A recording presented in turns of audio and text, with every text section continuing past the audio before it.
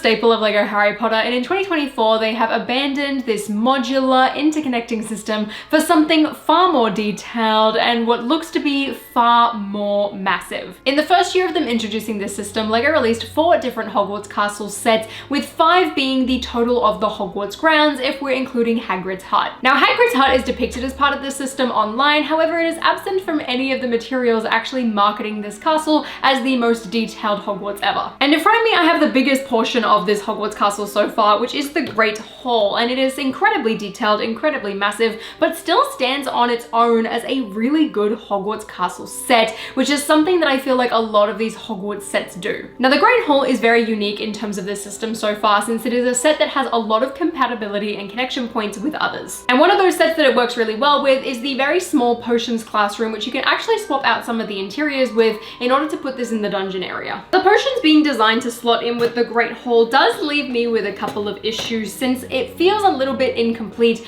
without the Great Hall, and then when you slot it in, you just have this random classroom off the side that doesn't quite fit in anywhere else with this existing system. That being said, I love how the pieces interact, but I definitely feel like potions is one, if you wanted to get this Hogwarts castle, that you could definitely skip over, since it's not something that can be seen from the exterior. The other set that was designed specifically to interact with the Great Hall is the boathouse, and this one definitely makes a ton of sense. I think it makes a really cute shelf display on its own, though it definitely isn't the most exciting play set, but when it first came out, it was really noticeable just how it was going to connect onto the Great Hall because of these 2 clip joints at the back that connect onto these 2 pieces out the front of the Great Hall, giving you a much more complete setup and really starts off our biggest Hogwarts castle system ever. And looking at the size of these 2 sets as well as how they connect with each other, I feel like really gives us a good idea of just how big and giant and detailed this Hogwarts castle system is actually going to be. With just 2 sets, I already am a little concerned for how well this is going to display on a shelf. I mean, the footprint of this thing already just in these 2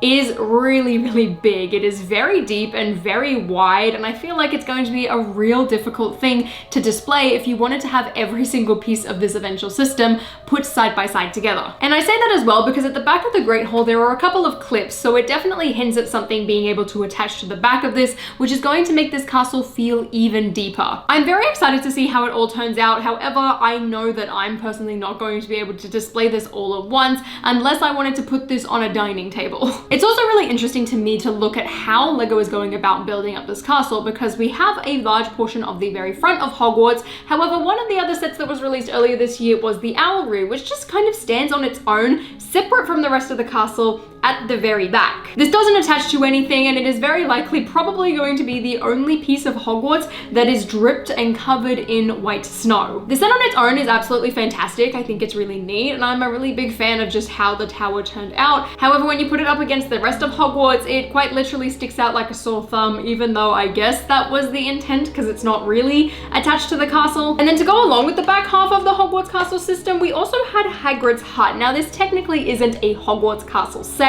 but it is a part of the larger Hogwarts grounds, and I believe that's why I got looped in with this Hogwarts castle branding online, and personally I do consider it a part of this system, just given how beautiful and detailed this hut is, as well as the fact that it does really match Hogwarts at the end of the day. So between all of the sets, we have 4 different structures that all kind of sit side by side, and then the potions classroom, which does integrate with the Great Hall, and currently this is already a pretty big lineup. However, it is spread across 2 very different areas of the castle, and there is a lot in the middle that I feel like LEGO kind of needs to pad out and fill. I anticipate in 2025 that we will probably get another 4 or 5 Hogwarts castle sets in order to integrate onto this, with a mix of them being smaller place sets as well as another probably really large place set. And looking at the potions class set from the summer 2024 wave, I'm really interested to see how they continue to do a lot of the castles, because there aren't a lot of classrooms that I feel like would slot in and integrate with the bottom of a Hogwarts castle system like this. For example, Defense Against the Dark Arts isn't a much larger tower, so I don't really anticipate it to be a square section that slots in, otherwise the tower that it belongs in is going to have to be